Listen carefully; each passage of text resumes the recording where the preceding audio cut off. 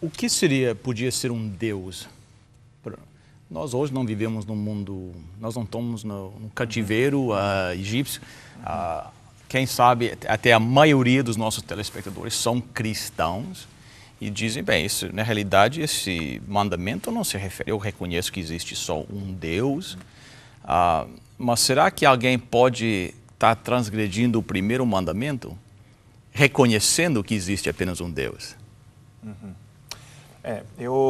O pastor Tim mencionou isso agora, né? Que não precisa ser necessariamente um Deus de pau ou de pedra, mas pode ser uma situação como, por exemplo, um sentimento, ou uma pessoa, ou o meu trabalho, ou um objeto, ou uma casa, ou qualquer coisa nesse nível, entendeu? Tudo aquilo que ocupa o lugar de Deus na minha vida ou que toma muito da minha atenção, das minhas energias, da minha vontade e que manipula e que controla a minha vida.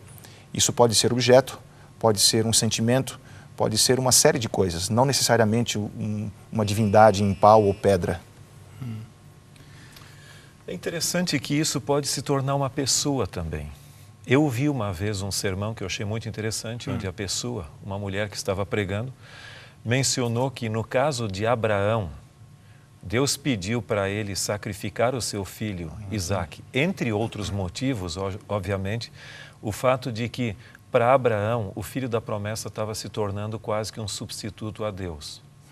Então eu posso com facilidade, quem sabe, transformar a minha esposa, o meu cônjuge, um filho, um familiar, em um substituto a Deus, ao qual eu devoto mais amor, mais atenção do que ao próprio Deus. E eu posso transformar dessa forma pessoas até. Agora, colocar Deus em nossa vida em primeiro lugar não é algo natural para nós. Não é. Vai contra a nossa natureza. O que é necessário fazer para que Deus possa realmente ocupar esse primeiro lugar na nossa vida? Eu tenho um parecer pessoal, porque essa é uma luta que eu enfrento no meu dia a dia. E eu sei que isso... Todos nós, né? É uma questão de exercício. Primeiro você tem que entender de que existe Deus e de que Ele tem um papel importante na sua existência.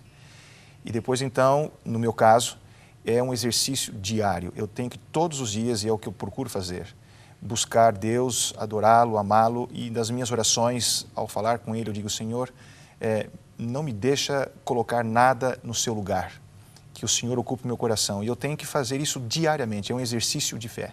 Né? Se eu parar de tentar buscar colocar Deus como uma prioridade na minha vida, automaticamente, quer dizer, em 1 ou 2 semanas eu perco de vista esse objetivo.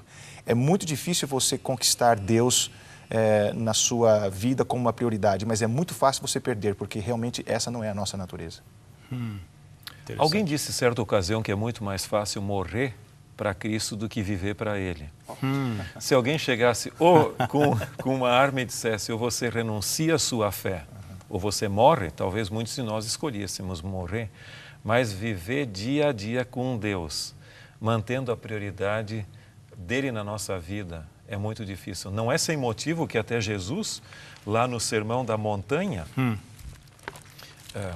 que nós até mencionamos no último programa, você tem um texto muito importante em Mateus, capítulo 6:33. Buscai, pois, Mateus 6:33.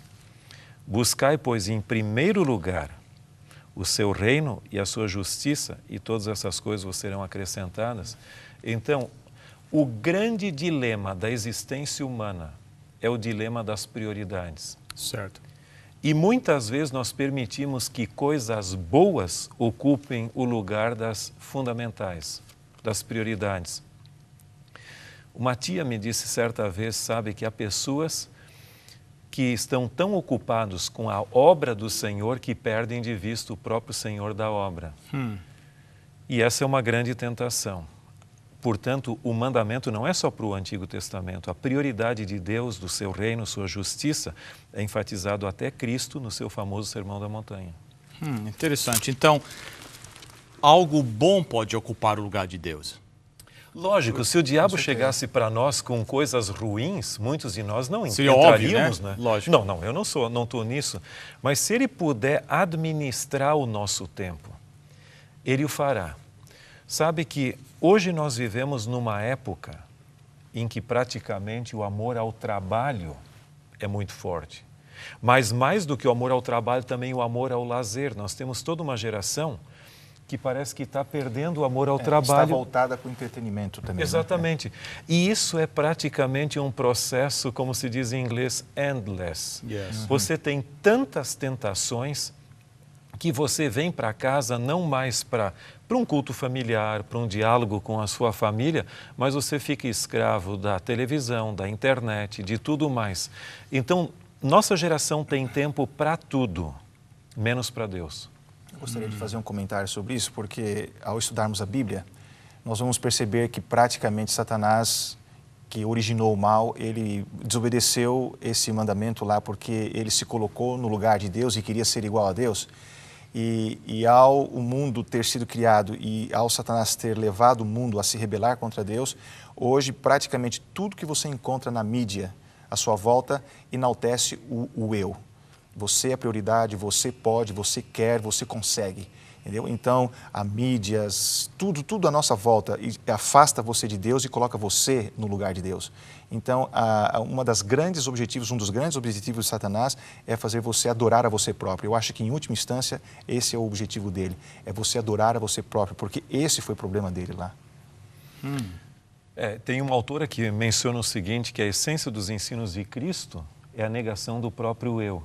Mas numa sociedade humanista, é muito difícil isso ocorrer, porque até o próprio sistema da autoajuda fala que a potencialidade está em você. Existe aqui dentro, né? Enquanto o texto bíblico diz que tudo posso naquele que me fortalece. Mas nós brincamos de Deus, cada um é o seu próprio Deus. Tanto é que o liberalismo coloca Deus dentro de nós mesmos. O liberalismo teológico com Schleiermacher, que quase cai ao panteísmo, ou seja, Deus em todo lugar. Certo. E eu acabo sendo uma espécie de Deus para mim mesmo. Eu lia que um desses psicólogos, não tão psicólogo, mas nós temos os motivational speakers, ele fala que você dentro de você tem aquele gigante, tem aquele potencial, você tem que acordar esse gigante dentro da sua vida. Se acordando esse gigante, esse potencial, você consegue tudo. E é contrário à realidade do que a Bíblia diz, né? A satisfação na vida não vem, a alegria na vida não vem em nós buscarmos as coisas da vida, mas nos entregar por completo a Deus. E com Deus você pode tudo. Pode tudo. Entendeu? É completamente oposto àquilo que a nossa sociedade diz, né? O prefácio do livro O Desejado de Todas as Nações é muito bonito. O prefácio dos editores diz que em cada ser humano há um vazio. Em vão procuram as pessoas preencher esse vazio com riqueza, com conhecimento, com trabalho, com posições políticas ou acadêmicas que a pessoa exerça. E aqueles que procuram fazer isso sentem que depois de ter aparentemente preenchido esse vazio, eles sentem um vazio. Que esse vazio ainda continua existindo. Diz que esse vazio é um vazio que só Cristo pode preencher na vida. E foi feito exatamente com esse objetivo.